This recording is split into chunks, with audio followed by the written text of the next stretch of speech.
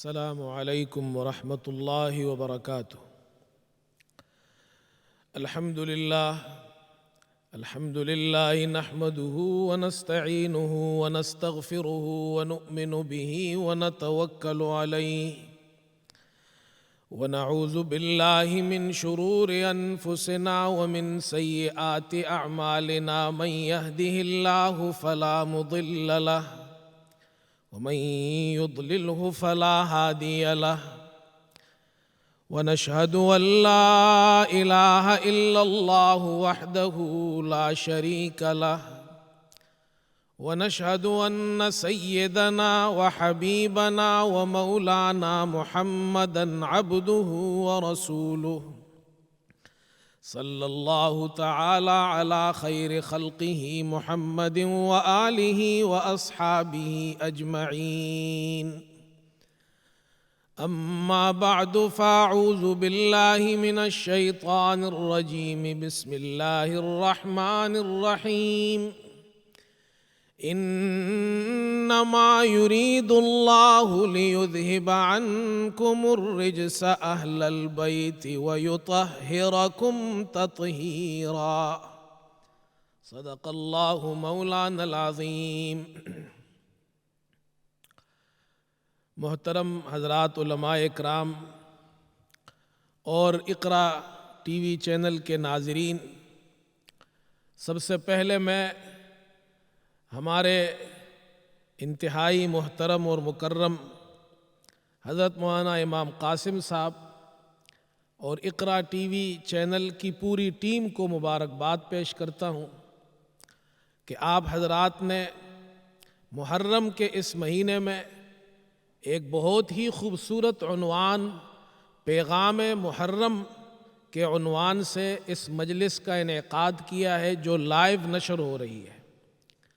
ہمارے مسلمان بہن بھائی گھروں میں اس کو دیکھ رہے ہیں، اور انشاءاللہ میرے علاوہ دیگر علماء اکرام یہاں موجود ہیں، وہ اپنے اپنے وقت پر بیان کریں گے۔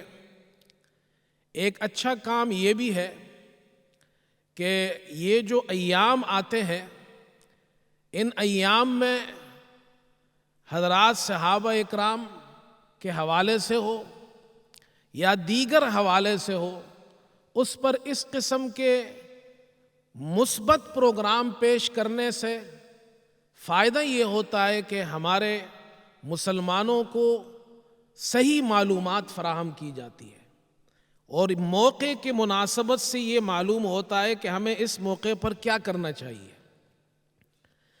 اسی طرح آج کی اس مجلس میں حضرت نے ایک اہتمام یہ بھی فرمایا کہ کچھ علماء اکرام کے بیانات اردو میں ہو رہے ہیں، اور چونکہ ہم یہاں یو کے انگلینڈ میں رہتے ہیں، یورپ میں یہ چینل دیکھا جاتا ہے، پوری دنیا کے اندر نیٹ پر بھی دیکھا جاتا ہے، تو ہمارے نوجوان عالم دین حضرت مولانا احمد قاضی صاحب وہ آخر میں پھر اس پورے پروگرام کا نچوڑ اور خلاصہ انگلش میں بیان کریں گے۔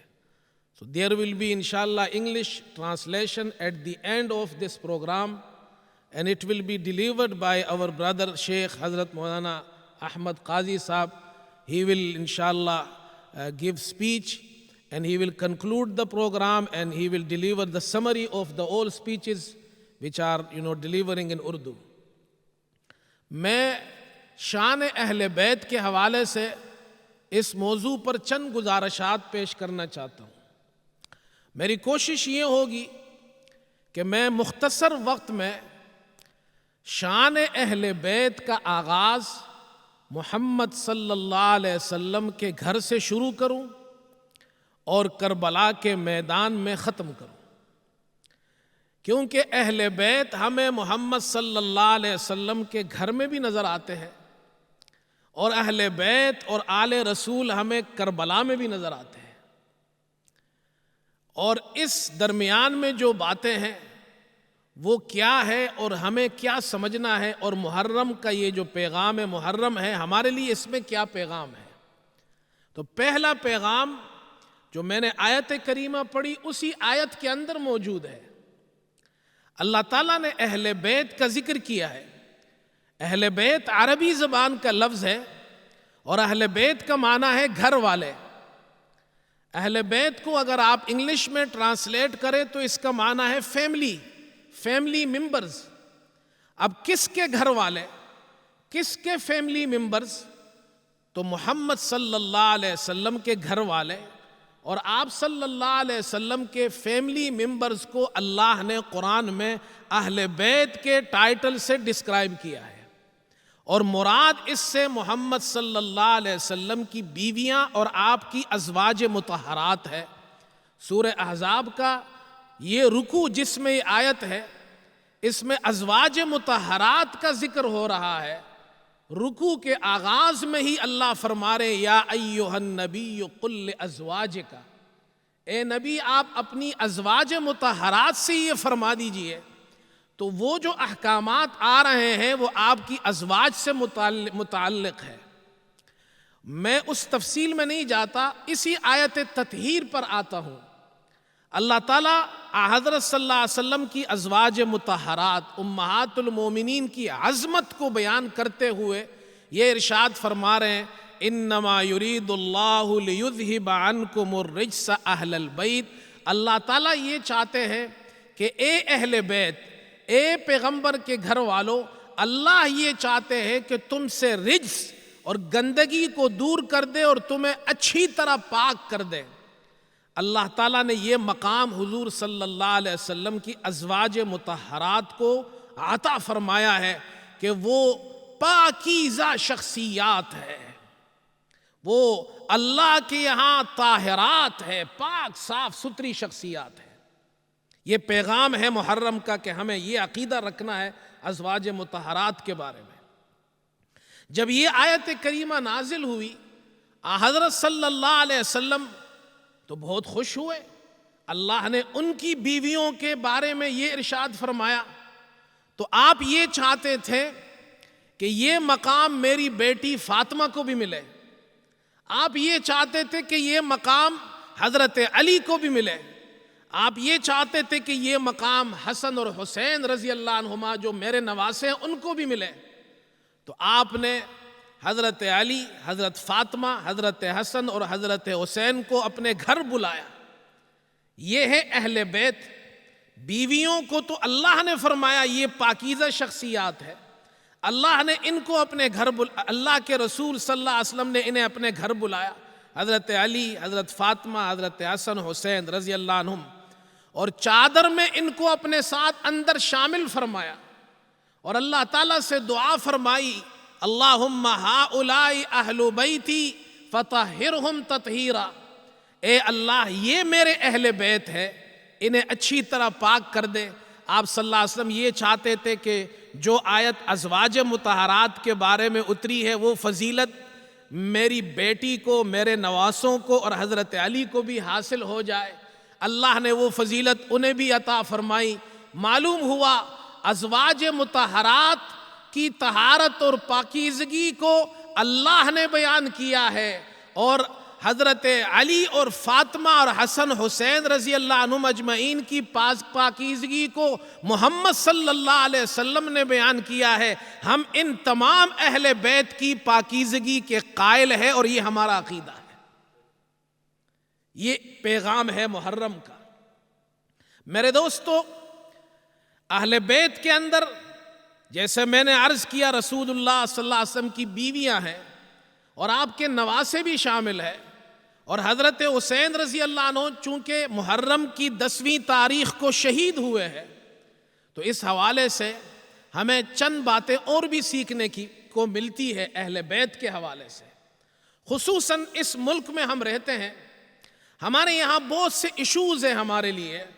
ان ایشوز میں ایک ایشو ہے ہمارے بچوں کی تربیت کا، کہ ہم اپنے بچوں کی کیسی تربیت کریں۔ تو آؤ دیکھتے ہیں کہ محمد صلی اللہ علیہ وسلم نے آل رسول کی، اپنے نواسوں کی کیسی تربیت کی ہے۔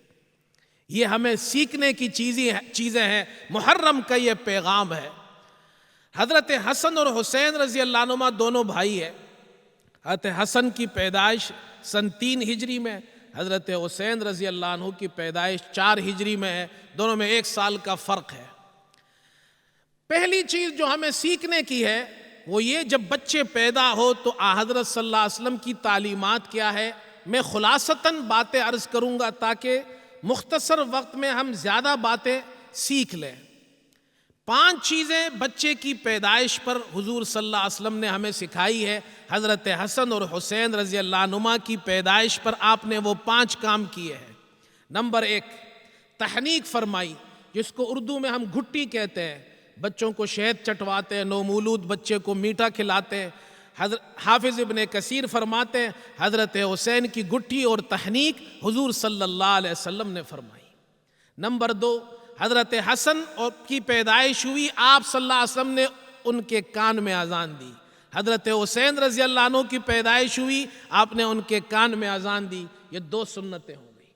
تیسری سنت، آپ نے دونوں نواسوں کی طرف سے آپ صلی اللہ علیہ وسلم نے عقیقہ فرمایا۔ نسائی کی روایت ہے 2 مینڈے آپ نے عقیقے میں ذبح کیے۔ 3 سنتیں ہو گئی۔ چوتھی سنت، ان کے بال منڈائے، حلق کیا ان کا، یہ بھی سنت ہے۔ بچوں کی 7ویں دن عقیقہ کرنا، بال منڈوانا، ان کا نام رکھنا، یہ سنت ہے۔ اور آپ صلی اللہ علیہ وسلم نے حضرت فاطمہ سے فرمایا حضرت حسن کے بال کاٹ کر وزن کے مطابق چاندی صدقہ کر دو، یہ بھی سنت ہے۔ یہ سیکھنے کی چیزیں ہیں۔ اور 5ویں سنت، حضرت صلی اللہ علیہ وسلم حضرت علی رضی اللہ عنہ سے پوچھا، جب حضرت حسن پیدا ہوئے آپ نے ان کا نام کیا رکھا؟ حضرت علی نے فرمایا حرب۔ حضرت علی تو بہادر آدمی تھے، اسلامی جنگوں میں حصہ لیا انہوں نے، فرمایا میں نے ان کا نام حرب رکھا ہے۔ آپ نے فرمایا نہیں، ان کا نام حرب نہیں ہے، ان کا نام حسن ہے۔ حضرت حسین پیدا ہوئے، پھر پوچھا آپ نے کیا نام رکھا؟ حضرت علی نے فرمایا حرب۔ آپ نے فرمایا حرب نہیں، حسین ہے۔ تو بچوں کے نام رکھنا، حسن اور حسین کے نام محمد صلی اللہ علیہ وسلم نے رکھے ہیں۔ یہ 5 کام ہے بچوں کی پیدائش پر کرنا سنت ہے۔ یہ ہمیں اہل بیت سے معلوم ہوئے، یہ ہمیں حضور صلی اللہ علیہ وسلم کے گھر والے ان کے نواسوں سے معلوم ہوئے۔ آگے چلیے، پھر بچوں کی تربیت کیسی کرنی ہے، تو میں وہ ساری ڈیٹیل نہیں، میں نے اس کا ایک خلاصہ بیان کر رہا ہوں۔ وہ 4 چیزیں ہیں، ہم اس ملک میں اپنے بچوں کی کیا تربیت کریں، انہیں کیا تعلیم دیں، وہ 4 چیزیں ہیں۔ اور چاروں چیزیں حضرت حسن اور حسین رضی اللہ عنہما نے احادیث میں بیان کی ہے۔ حضرت حسن بچے تھے جب محمد صلی اللہ علیہ وسلم کا انتقال ہوا، حضرت حسن کی عمر 7 سال، حضرت حسین کی 6 سال، لیکن علماء نے، محدثین نے ان سے حدیثیں بھی نقل کی ہے۔ معلوم ہوا صحابہ میں جو بچے تھے ابھی بالغ نہیں ہوئے، ان کی احادیث بھی صحابہ نے قبول کی ہے۔ امام احمد نے مسند احمد میں مستقل چیپٹرز قائم کیے، حضرت حسن کی حدیثیں، حضرت حسین کی حدیثیں۔ اب وہ کیا تعلیمات ہے جو ہم اپنے بچوں کو یہاں دیں، تو وہ 4 چیزیں ہیں خلاصتاً، تفصیل نہیں، ورنہ اس پر تو مستقل ایک ٹاپک کے عنوان سے، ایک مستقل عنوان سے بیان ہو سکتا ہے۔ پہلی تعلیم بچوں کو کس چیز کی دینی ہے؟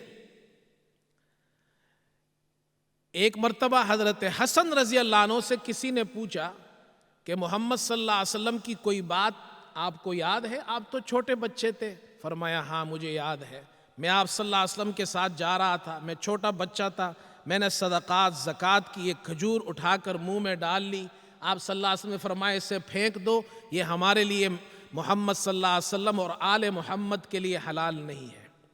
پہلی چیز بچوں کو یہ سکھانا ہے حلال کیا ہے، حرام کیا ہے۔ اس ملک میں ہم رہتے ہیں، ہم اپنے بچوں کو یہ سکھائے حلال کیا ہے، حرام کیا ہے۔ یہ مستقل ایک ٹاپک ہے، اس کی پھر پوری تفصیلات ہے۔ بچوں کو سکھانا ہے جائز کیا ہے، ناجائز کیا ہے، تاکہ اس مسلمان بچہ آگے جائے تو اسے پتہ تو ہو میں نے زندگی کیسے گزارنی ہے۔ نمبر 2، حضرت حسن فرماتے ہیں مجھے حضور صلی اللہ علیہ وسلم نے دعائے قنوت سکھائی۔ دعائے قنوت تو ایک ہم پڑھتے ہیں نا، اللہم انا نستعینک، حدیث میں اور بھی آئے ہیں، اللہم اہدنی فی من ہدیت وعافنی فی من عافیت وتولنی فی من تولیت۔ یہ دعائے قنوت حضرت حسن فرماتے ہیں مجھے حضور صلی اللہ علیہ وسلم نے سکھائی ہے۔ بچوں کو بچپن میں دعائے قنوت سکھانا، نماز سکھانا، قرآن پڑھے وہ صحیح، انہیں پتہ ہو نماز کیسے پڑھتے ہیں، وضو کیسے کرتے ہیں، پاکی کیا ہے، ناپاکی کیا ہے۔ یہ ہمیں اہل بیت سے یہ تعلیمات مل رہی ہے۔ آگے چلیے، تیسری تعلیم، حضرت حسین رضی اللہ عنہ فرماتے ہیں محمد صلی اللہ علیہ وسلم میرے نانا نے مجھے یہ ارشاد فرمایا، للسائل حق وان کان علی فرس، مانگنے والا گھوڑے پر ہی کیوں نہ آئے اس کا پھر بھی حق ہوتا ہے۔ معنی یہ تمہارے اندر سخاوت ہونی چاہیے، جو تم سے مانگے تم انہیں عطا کرو، تم پیغمبر کے نواسے ہو، کسی کو خالی ہاتھ مت جانے دینا، تمہارے اخلاق اچھے ہونے چاہیے۔ یہ تعلیمات بچوں کو دینی ہے، بچوں کے اخلاق کیسے ہوں۔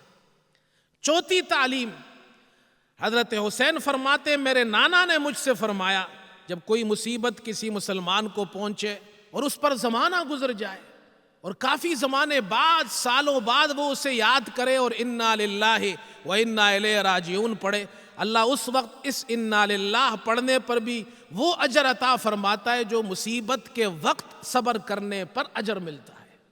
بچوں کو یہ سکھانا، تکلیف آ جائے، پریشانی آ جائے، مصیبت آ جائے، گھبرانا نہیں، ٹینشن مت لینا، ڈپریشن میں نہیں جانا، پاگل مت ہو جانا، صبر کرنا، استقامت کا مظاہرہ کرنا۔ اور پھر حضرت حسین نے وہ تعلیمات سیکھی تھی جبھی تو 61 ہجری میں کربلا کے میدان میں اپنے نانا کی تعلیمات پر عمل کرتے ہوئے استقامت کا مظاہرہ کیا تھا۔ یہ 4 تعلیمات ہیں۔ پھر میرے دوستو، اہل بیت کے کچھ حقوق ہیں، اہل بیت کے، آل رسول کے، صحابہ اکرام کے کچھ حقوق ہیں، وہ بھی میں مختصراً عرض کر دیتا ہوں خلاصے کے طور پر۔ آل رسول کے، حضور صلی اللہ علیہ وسلم کی جو آل ہے، یہ حضرت حسن اور حسین رضی اللہ عنہما، آپ کی ذریت حضرت فاطمہ سے چلی ہے، آپ کی نسل حضرت حسن اور حسین سے رضی اللہ عنہما سے، ان کے کچھ حقوق ہیں۔ اہل بیت ازواج مطہرات کے بھی کچھ حقوق ہیں۔ آل رسول کے کیا حقوق ہیں امت پر؟ پہلا حق، یہ عقیدہ رکھنا کہ آل رسول صلی اللہ علیہ وسلم، حضرت صلی اللہ علیہ وسلم کا جو خاندان ہے، جو آپ کی اولاد ہے، دنیا کا سب سے افضل خاندان ہے، دنیا میں سارے خاندان مل جائے اس خاندان کا مقابلہ نہیں کر سکتے، پاک صاف خاندان۔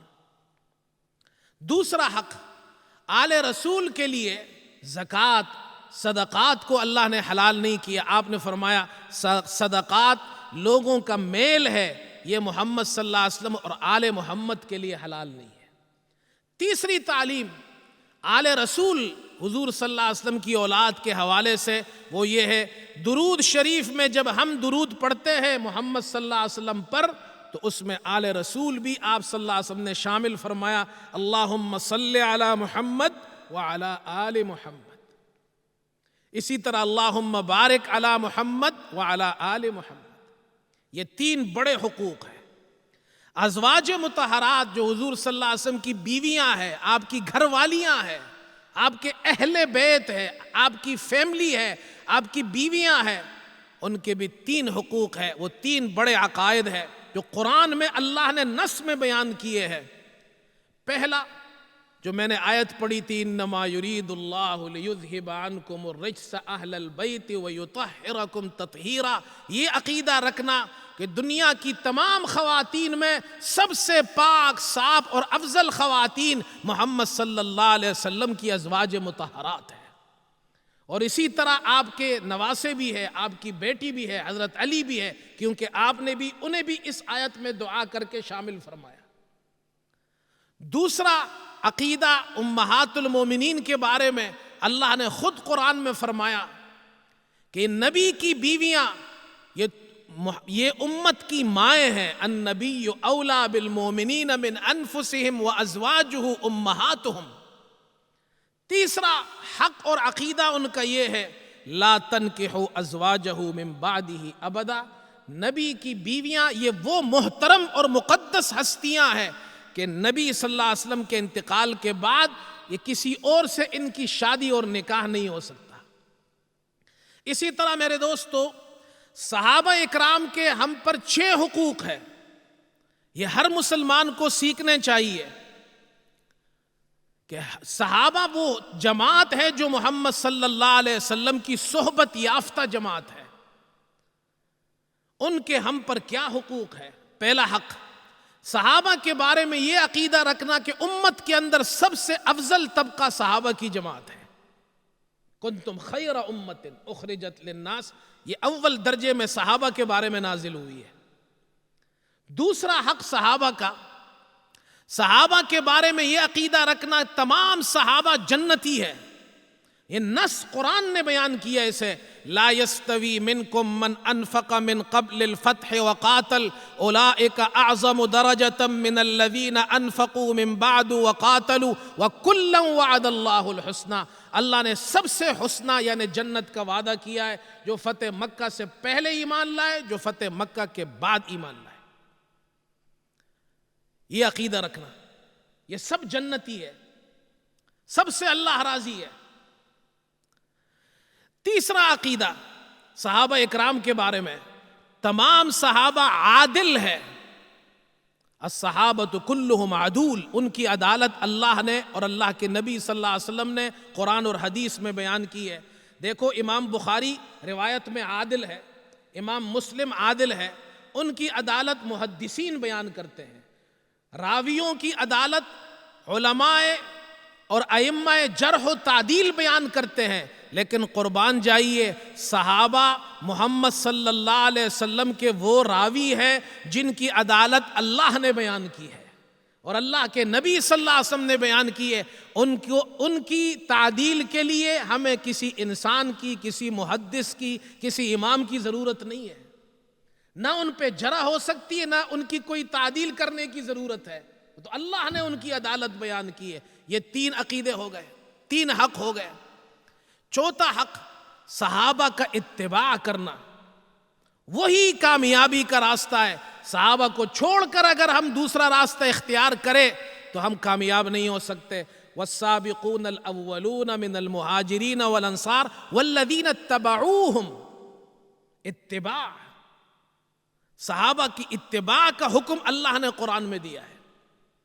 نمبر 5، صحابہ اکرام کے بارے میں ہمیں یہ حکم دیا گیا ہے کہ صحابہ سے محبت کرنا.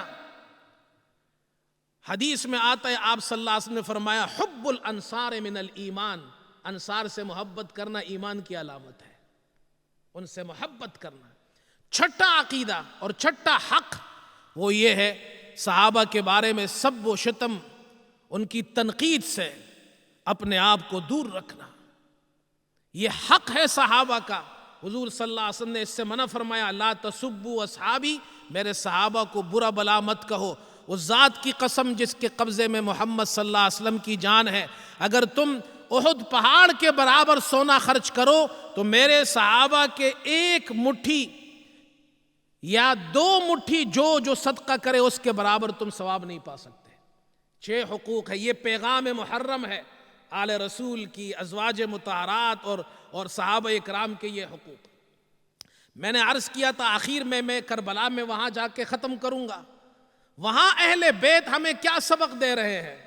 تو کربلا میں اہل بیت کے بہت سے اسباق ہیں جو حضرت حسین رضی اللہ عنہ نے ہمیں دیے ہیں. میں سب نہیں بیان کر سکتا، ان میں سے 1-2 بیان کر دیتا ہوں. حضرت حسین رضی اللہ عنہ جب کربلا پہنچے 10 محرم کی رات تھی، تو آپ نے وہ رات دعا میں، استغفار اور عبادت میں گزاری ہے.